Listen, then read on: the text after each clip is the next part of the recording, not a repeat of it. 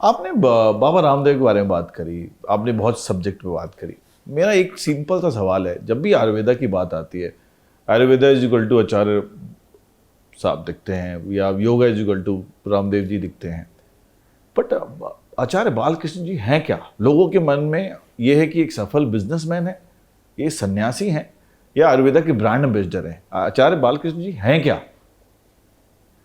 देखिए, मैं बिजनेसमैन तो कतई नहीं कहूँगा, क्योंकि व्यापार जब शुरू किया जाता है, व्यापार की एक विधि होती है। व्यापार की विधि क्या है? जितने भी बड़े व्यापारी हैं, उद्योगपति हैं, आप उनसे पूछिए, बड़ी बड़ी कंपनियां चलाने वालों से पूछिए, तो पहले क्या होता है? पहले मार्केट सर्वे होता है, मार्केट साइज का सर्वे होता है, उसकी डिमांड का सर्वे होता है, डिमांड के ऊपर रिसर्च किए जाते हैं, उसके आधार पर प्रोडक्ट लॉन्च किए जाते हैं। हमको तो ना मार्केट का पता, ना सर्वे का पता, ना डिमांड का पता, ना सप्लाई का पता, हमको कुछ पता नहीं था। हमारा तो बाय डिफॉल्ट कुछ किसान आते हैं, वो आकर के गिड़गिड़ाते हैं, स्वामी जी से हम लोग थोड़े चूर्ण चटनी आंवला च्यवनप्राश बनाते थे कि बोले स्वामी जी हम तो आंवले का ये बहुत बड़ी बात कह रहे हैं कि अपने मार्केट रिसर्च वगैरह कभी किसी चीज में नहीं करी। नहीं, शुरुआत में बताता हूँ कहानी। क्या बात। तो हमने क्या किया, हमको जब कुछ लोग आए, बोले जी हम तब थोड़ा बहुत चूर्ण वगैरह बनाते थे, थोड़े च्यवनप्राश वगैरह, तो कुछ किसान लोग आए, उन्होंने कहा कि स्वामी जी हम आंवले के पेड़ काट रहे हैं, क्योंकि कोई खरीदने वाला नहीं। स्वामी जी हम लोग बैठे थे, ऐसे बात कर रहे थे, सब लोग आपके साथ बैठे। स्वामी जी ने कहा ऐसा करो, सारा आंवला इनका खरीद लेते हैं। मुझे पता भी नहीं था कितने आंवला, हमारे पास पैसे भी नहीं थे। हमारी तो यात्रा यहाँ से शुरू होती है। वो आंवला फिर उन्होंने कहा जी, फिर 1 ट्रक आया, 2 ट्रक आया आंवला। मैंने कहा महाराज जी करेंगे क्या, पैसे खत्म हो गए। कौन से सन की बात थी? ये 2004 की बात है। 2004 की बात? हाँ जी, बहुत बढ़िया। तो 2005-6 में हमने फिर पतंजलि आयुर्वेदा उसके बाद बना।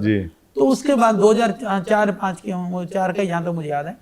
उसके बाद में फिर हमने क्या किया, जूस निकालने के लिए ले गए। मैंने कहा करोगे क्या महाराज जी? स्वामी जी ने कहा कि नहीं, हम इसको जूस बनाएंगे और लोगों को प्रेरित करूंगा, आंवला है, गुणकारी है, रसायन है, उस शरीर के लिए। मैंने कहा महाराज जी कड़वा जूस कौन पिएगा?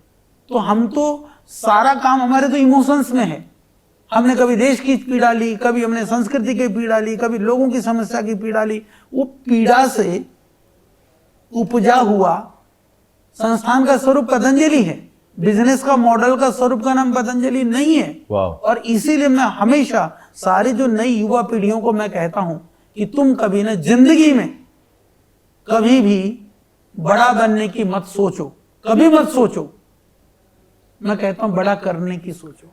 बड़ा बनने की नहीं, बड़ा करने की। बड़ा करने की सोचोगे तो बड़ा दुनिया बनाएगी। और बड़ा बनने की सोचोगे तो सोशल मीडिया की तरह रातों रात में बड़े हो जाओगे और 2 दिन में उतर भी जाओगे। और जब समाज आपको बड़ा बनाएगा, जब देश और दुनिया आपको बड़ा बनाएगी, तो फिर आपको दुनिया में मीडिया के चढ़ने उतरने से न तो आप चढ़ोगे न तो उतरोगे।